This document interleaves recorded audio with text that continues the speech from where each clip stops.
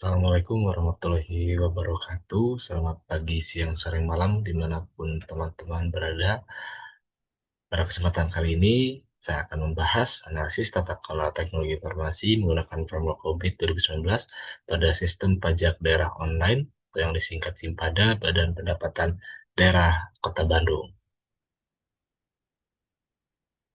Perkenalkan, nama saya Arif Ferdiansyah dengan NRP 230414103. Di sini adalah mata kuliah daripada tata kelola teknologi informasi, yang mana tujuan daripada analisis ini yaitu mengevaluasi kondisi tata kelola TI saat ini dan juga mengidentifikasi kesenjangan gap dan juga menyusun rekomendasi perbaikan secara terukur.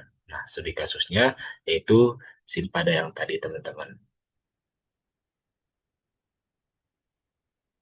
Nah, profil dari Badan Pendapatan Daerah Kota Bandung ini, kita mulai dari profil organisasi dulu ya. Bapenda Kota Bandung ini memiliki peran yang sangat krusial dalam mengelola pendapatan.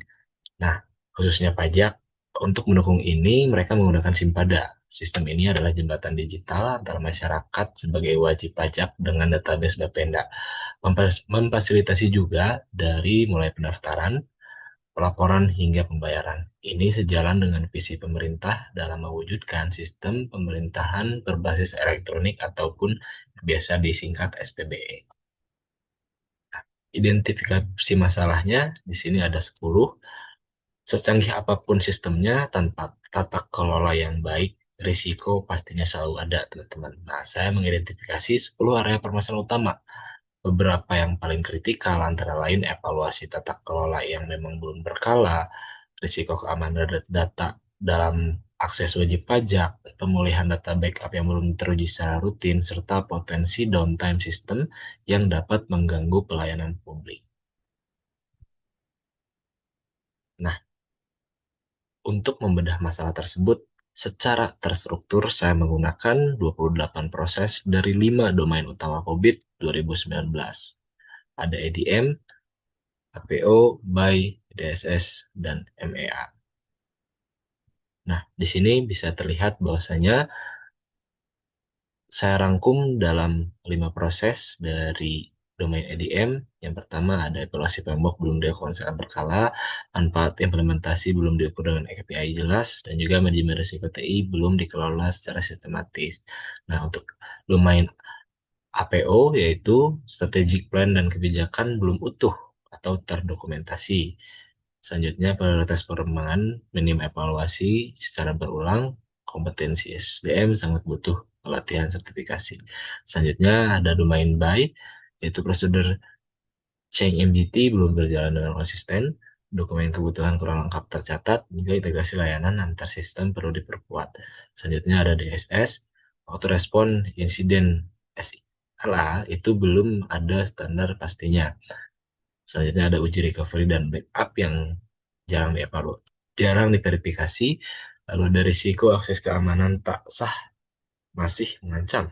Juga yang terakhir ada domain MEA, pengukuran kinerja operasi TI belum dinilai optimal dan juga pengendalian internal tak dievaluasi utuh serta kepatuhan SPBE masih kurang diawasi secara ketat. Nah, kita lanjut ke capability assessment. Setelah dilakukan assessment, ini adalah hasilnya. Balok berwarna biru adalah target ideal yang memang kita harapkan. Sedangkan eh, kondisi daripada predictable process, yaitu level 4, kapabilitas Simpada ini pada saat ini rata-rata sudah berada di level 2, managed ya, termanaged, dan juga level 3, established, artinya proses TI sudah berjalan namun belum diukur secara sistematis dan juga perlu dievaluasi lebih lanjut. Nah, dari asesmen tersebut, kita bisa melihat gap analisis heat map ini. Ada selisih 2 level pada proses-proses berprioritas tinggi yang ditandai dengan warna merah.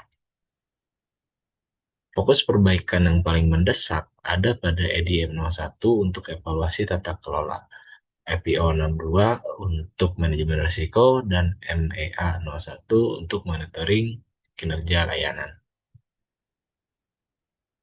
Pemetaan gap tadi sangat berkorelasi dengan analisis risiko. Bisa dilihat pada kuadran kanan atas yaitu high impact dan high likelihood, kebocoran data dan time system, dan penyalahgunaan akses adalah ancaman nyata yang sangat mungkin terjadi dan dampaknya sangat merugikan Bapenda. Ini mengonfirmasi bahwasanya perbaikan tata kelola keamanan harus disegerakan. Untuk menutup gap analisis dan juga memitigasi risiko tersebut, saya menyusun roadmap implementasi selama 3 tahun. Pada tahun 2026, difokuskan pada perbaikan fondasi, menyusun kerangka kebijakan, memperbarui SOP, dan juga menetapkan KPI.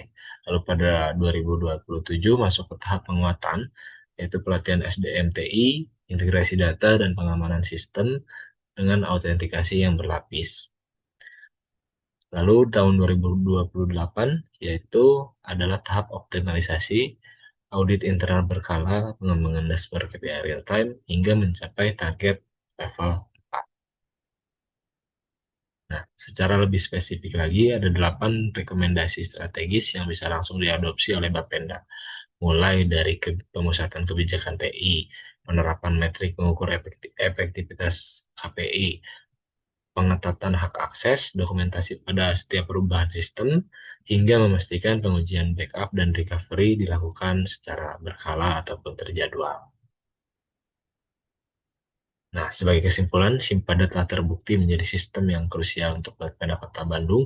Namun, untuk menjamin keamanan dan keberlanjutannya, kapabilitas tata kelolanya harus dinaikkan dari level 2 ke level 4. Implementasi ini, kerangka kerja COVID 2019 yang saya usulkan, akan memastikan Simpada ini tidak hanya andal, namun juga aman, terukur, dan patuh terhadap regulasi SPBE secara nasional.